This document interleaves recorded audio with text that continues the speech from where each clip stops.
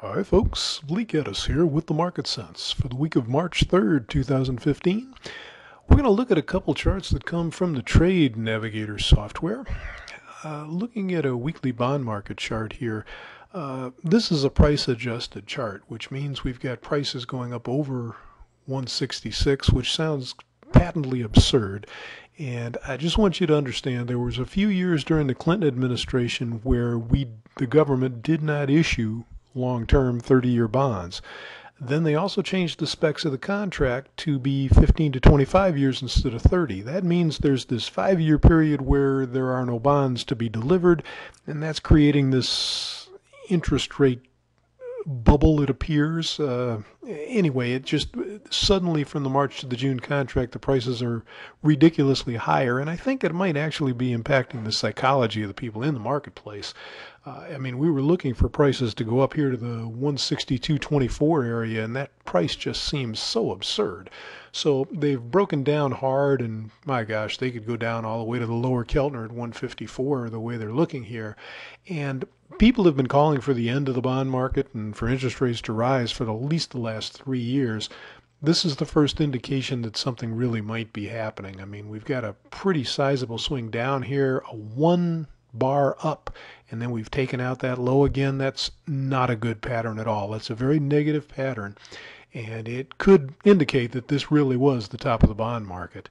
I've got no particular good prices because, as I said, we were looking for 162.24, which we clearly haven't gotten to, and we've pretty much broken everything, including the previous swing low here. So unless they go down to 154, there's really nothing else to look at other than to say, as I just did, this is a pretty negative pattern. If they don't turn around and close back up, say, 161 area this week, this will look pretty bad. And of course, we do have a bunch of employment data, including the monthly employment report on Friday. So, heck, they could go to 162.24, but right now it doesn't look very good at all. Now, in stocks, we have sort of a completely different situation in that bonds have gotten really active and stocks are not. They're at all-time highs here in the S&P and trading in an incredibly quiet fashion. That's fairly unusual. I mean, we did see it back here last year a couple of times, but usually volatility comes in when a market is making a top, and they get a little excited when they make new highs. Well, as you can see, the daily, weekly ranges here have shrunk tremendously. There's not a lot going on.